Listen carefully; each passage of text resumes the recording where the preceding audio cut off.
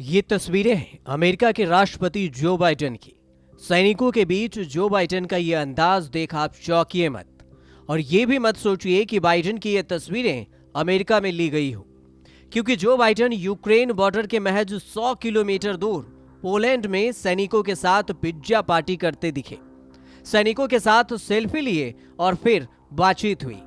अब इसकी पूरी कहानी सुन लीजिए।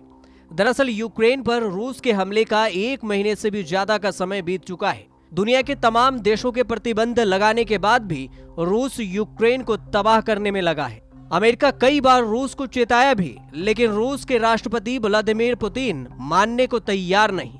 करीब 1 महीने बाद अमेरिकी राष्ट्रपति जो बाइडेन यूक्रेन के सटे पोलैंड जाने का प्लान बनाए और फिर पहुंच भी गए।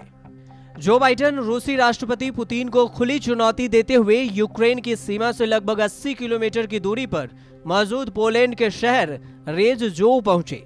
बाइडेन ने वहां तैनात नाटो सैनिकों से मुलाकात की। बाइडेन ने सैनिकों के साथ पिज्जा पार्टी की और सेल्फी ली। बाइडेन ने यहां पुतिन को युद्ध अपराधी भी कहा। द्वितीय विश्व युद्ध के बाद ये पहली बार है जब कोई अमेरिकी राष्ट्रपति ने युद्धग्रस्त देश की सीमा के इतने करीब जाकर सैनिकों से मुलाकात की है। पोलैंड में करीब 20 लाख यूक्रेनी शरणार्थी हैं, जबकि यूक्रेन से करीब 30 लाख से ज्यादा लोग पलायन कर चुके हैं।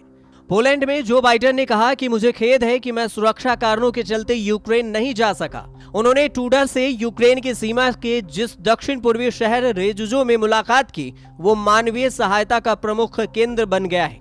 यहाँ काफी संख्या में शरणार्थी आए हैं। बाइडेन ने पुतिन को युद्ध अपराधी बताते हुए कहा, लंबे समय तक सहयोगियों को एकजुट रखना ही तबाही को कम करने का एकमात्र तरीका था। पुतिन की आक्रामकता यूक्रेन पर कहर बरपा रही है। रूस यूक्रेन पर विजय प्राप्त करने के लिए अपनी महत्वाकांक्षाओं पर फिर से विचार कर सकता है।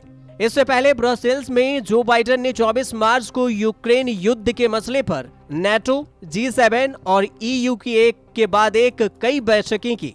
अमेरिकी राष्ट्रपति जो बाइडेन ने इस बैठकों के बाद रूस को सीधा और सख्त पैगाम दिया।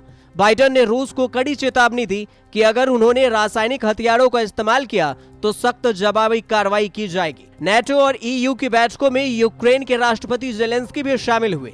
जेलेंस्की ने पश्चिमी देशों से साफ कहा कि अगर यूक्रेन को बचाना है तो सभी देश यूक्रेन की मदद करें। आपको बता दें कि यूक्रेन और रूस के बीच जारी जंग दूसरे महीने में प्रवेश कर चुकी है।